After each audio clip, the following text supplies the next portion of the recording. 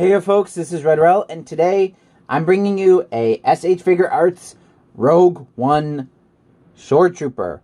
I'm actually really excited about the Shore Trooper. It is one of my favorite recent redesigns of, or I wouldn't say redesign, but sort of like a new design, new variation on the standard Trooper. It is such a cool, it looks like a Scout Trooper, which I wish they would. I don't know if they've made an SH Figuarts Scout Trooper yet. I'd have to look into that. But I'm really excited for this one. It looks fantastic in the box, and I'm really excited to get it open. So, you know, look at it. It looks so cool. Oh my god. Okay, so we're going to get it open, and we'll take a look at the accessories right after the cut. Now, to start us off, we're going to take a look at the main larger blaster here. So we can see a fair amount of detail on it, but not a lot of different colorations to it. We can look here, we see some texture on the grip. And it seems to be done in a sort of wash, like a gray wash. Even feels a little like it's gone through the wash, gone through some sort of maybe dry washing of some sorts, or like a very thin, very dark gray metallic coloration there. It's quite nice though. I do like it. It's quite nice. So if we take a look at the smaller gun here, look at that. It's quite similar. The detail on the grip is kind of that dark silver, very, very dark silver, gunmetal / black color. Looks quite nice and quite effective for these guns. Now, I want to take a look at the hands, the extra hands that it comes with. It comes with 2 extra sets of hands. It comes with the open hands here, which are very standard for a lot of the troopers.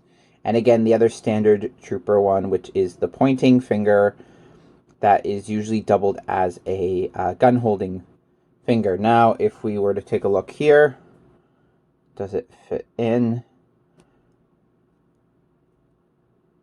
Yeah. Sort of. If we take a look at this one, it fits better, but it's very loose. Oh, it doesn't matter. If you really push it in, it sits in pretty decently, but yeah, it sits in pretty decently. So we'll have to see what happens with that. So then on to the main course is, of course, our Shore Trooper. Now, first things first, we gotta get the plastic out here. And is there any plastic in the back? Nope. Okay, good. He is, again, it's quite a little bit different from the First Order Trooper that was, again, more of a glossy color, or more glossy coat. This one is, again, matte, like the Clone Trooper. So I guess they're trying to keep it generally more matte, with occasional ones being glossy. He is quite remarkable, actually. Very detailed.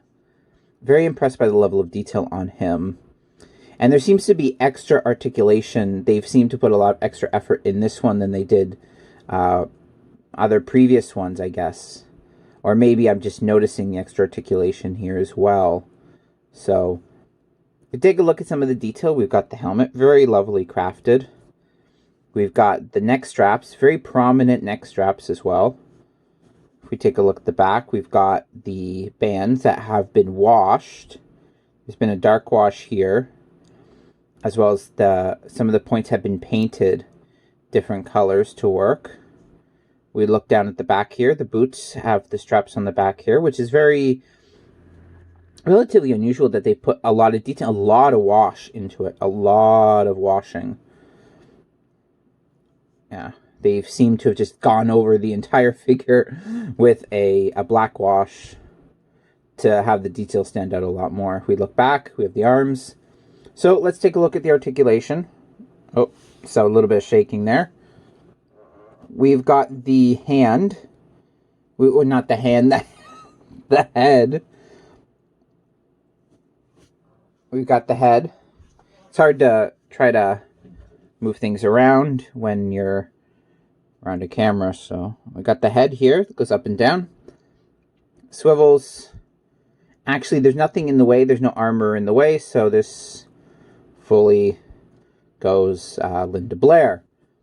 If we look at the armor, again, it's a very standard shoulder armor piece that allows for that very high articulation, although this piece seems to be a little eager to come out, which is similar to some other figures I've seen that line, but not bad.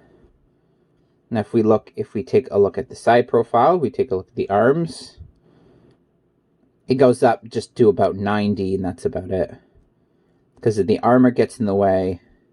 You can try to rotate, try to put it up a little bit more, but that's about as much as you're getting. As for the legs, there are these soft plastic pieces here, but if you don't want to bend it too much,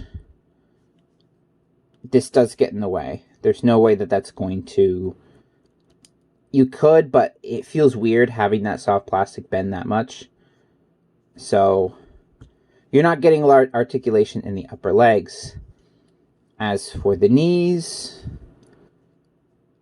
very good articulation because it comes right back. They have that very prominent ball joint here, or that very prominent joint here that allows for much wider articulation going backwards.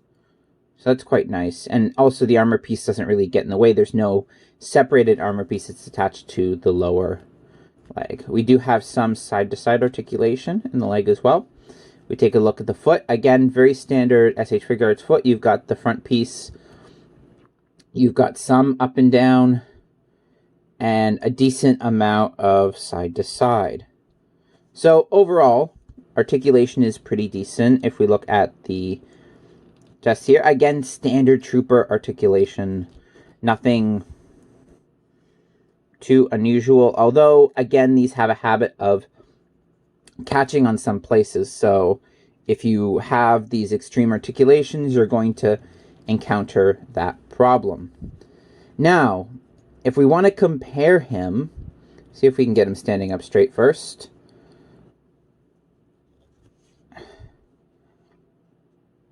Come on. Come on. There we go. Sort of standing straight, sort of off to the, leading onto the side. There we go. Mostly standing straight. If we compare him to his most common similarities, we've got the SH Figuarts Trooper, and we've got the Sith Trooper from Black Series. Now, in a size comparison, the Short Trooper is taller from what I can see with my own eyes, looking at a slight angle. The Short Trooper is taller than the Clone Trooper, with the Sith Trooper being slightly taller. Again, this does make some sense within Star Wars lore, with the likelihood of the Short Trooper being a recruit rather than a designated clone. Makes some sense that they would be taller or less uniform in size. Does make sense. Not saying it's necessarily a good excuse, but it does make sense in this context. Now, does it fit in with the Black Series? I would say it does, but honestly, it looks a little out of place because the proportions are a little bit different. The Sith Trooper has very thin proportions. These tend to be a little bit more, because they're shorter, they seem a little bulkier. The same goes with the Clone Trooper. There is a more bulkiness compared to the Black Series, or yeah, there tends to be a little bit more bulkiness, and it's less. Maybe part of that is the matte color making things seem bigger. I'm not really sure, but it does seem a little bit different. In saying that, we're going to take these away. The Short Trooper. It is a gorgeous figure. I'm very, very happy with it. I'm really excited to add this to my collection. And I can't complain about it, really. It is a short trooper that looks great. It is well proportioned. It fits in with the Black Series quite well. Now, I wish I could get a Black Series short trooper to compare, and then I have more of an understanding of exactly where it falls along that line. But, you know, that's what I have offhand. So yeah, anyway, thank you so much for watching. If you liked the video, you can subscribe and like and follow and whatever you want for more. I am Redrel, the Geek Bear at Large, and I will see you again another day. Have a wonderful day.